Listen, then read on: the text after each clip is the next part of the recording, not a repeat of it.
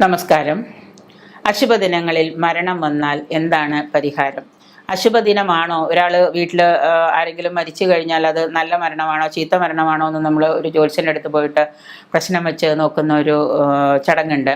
അത് നല്ലതാണോ ചീത്തയാണോ എന്ന് അറിയണമെന്നുണ്ടെങ്കിൽ, അങ്ങനെ മോശമാണ് എന്ന് വന്നു കഴിഞ്ഞാൽ അതിന് പരിഹാരമായിട്ട് ചെയ്യേണ്ടതെന്ന് വെച്ച് കഴിഞ്ഞാൽ, വസുപഞ്ചകമാണ് ഇവയിൽ ഏറ്റവും പേടിപ്പെടുത്തുന്നതും ഏറ്റവും പ്രധാനമായിട്ടുള്ളതും. കുംഭം, മീനം രാശികളിൽ വരുന്ന നക്ഷത്രങ്ങൾക്കാണ് വസുപഞ്ചക ദോഷം എന്നുള്ളത്. കുംഭം, മീനം രാശിയിൽപ്പെട്ട നക്ഷത്രങ്ങളാണെങ്കിൽ കുംഭത്തിലും മീനത്തിലും പെട്ട നക്ഷത്രങ്ങൾക്കാണ്.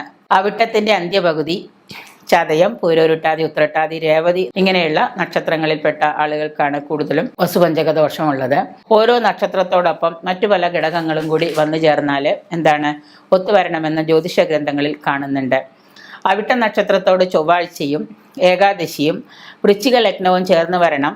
ചതയത്തിനോട് ബുധനാഴ്ചയും ദ്വാദശിയും ധനുലഗ്നവും, പൂരോരുട്ടാതിയോ വ്യാഴാഴ്ചയോ ത്രയോദശിയോ മകരലഗ്നവും ഉത്രട്ടാതിയോടും വെള്ളിയാഴ്ചയും ചതുർദശിയും, കുംഭലഗ്നത്തിലെ രേവതിയോടെ ശനിയാഴ്ചയും വാവും മീനലഗ്നവും ചേർന്ന് വന്നാൽ ദോഷം ഉണ്ട് എന്നാണ്, വസുപഞ്ചക ദോഷം എന്നാണ് പറയുന്നത്.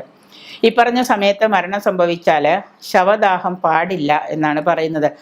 ഹിന്ദു ആചാരപ്രകാരം മരിച്ചു കഴിഞ്ഞാൽ എന്താണ്, ശവം ദഹിപ്പിക്കുക, അഗ്നിയിൽ ദഹിപ്പിക്കുകയാണ് ചെയ്യുന്നത്. അങ്ങനെയാണ് ചെയ്യേണ്ട എങ്കിൽ, ഇങ്ങനെയുള്ള വസുപഞ്ചകത്തിലാണ് മരണം എന്നുണ്ടെങ്കിൽ ശവദാഹം പാടില്ല എന്ന് ഗരുഡപുരാണത്തിൽ പറയുന്നുണ്ട്.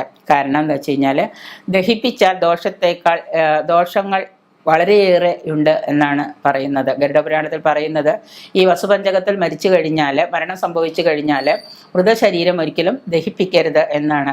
കാരണം മരിച്ച ആളിൻ്റെ പുത്രന്മാർക്കോ അടുത്ത ബന്ധുക്കൾക്കോ കഷ്ടനഷ്ടങ്ങളോ സംഭവിക്കാം ഈ മൃതശരീരം ദഹിപ്പിച്ചു കഴിഞ്ഞാൽ. വസുപഞ്ചകത്തിലാണ് ദോഷമെങ്കിൽ ഈ ദോഷം വരാതിരിക്കാനായിട്ട് നമ്മൾ ചെയ്യേണ്ടതെന്ന് വെച്ച് കഴിഞ്ഞാൽ, ഇങ്ങനെ ഇപ്പം ഈ പറയാൻ പോകുന്ന കർമ്മങ്ങൾ ചെയ്താൽ മതി. ദർഭ കൊണ്ട്, അതായത് ദർഭ കൊണ്ട് 4 കൃത്രിമ ശരീരം ഉണ്ടാക്കിയിട്ട് മൃതശരീരത്തിനടുത്ത് കിടത്തിയിട്ട് അവയുടെ കൈകളിൽ സ്വർണം വെക്കണം. ദർഭ കൊണ്ട് 4 മൃതശരീരം ഉണ്ടാക്കണം. മരിച്ച ആളുടെ മൃതശരീരം ഫ്യൂണറൽ കൊണ്ടുപോകുന്നതിന് മുൻപ് ദർഭ കൊണ്ട് 4 മൃതശരീരം ഉണ്ടാക്കിയിട്ട് അത് അവയുടെ കൈകളിൽ ചെറിയ തോതിലുള്ള വല്ല പൊട്ട് സ്വർണത്തിൻ്റെ എന്തെങ്കിലും കയ്യിൽ വയ്ക്കണം. അനന്തരം പ്രേതാജനങ്ങളോടൊപ്പം, അപ്പോൾ 5 പേരും 4 പേരും 1 5 ആയല്ലോ, ഈ ജനങ്ങളോടൊപ്പം ഈ 4 പേരോട് ദർഭ വച്ചുണ്ടാക്കിയ മൃതശരീരവും ഇതും കൂടി പ്രേതജനങ്ങളോടൊപ്പം വിധിപ്രകാരം തയ്യാറാക്കിയ ചിതാഗ്നിയിൽ വയ്ക്കുക.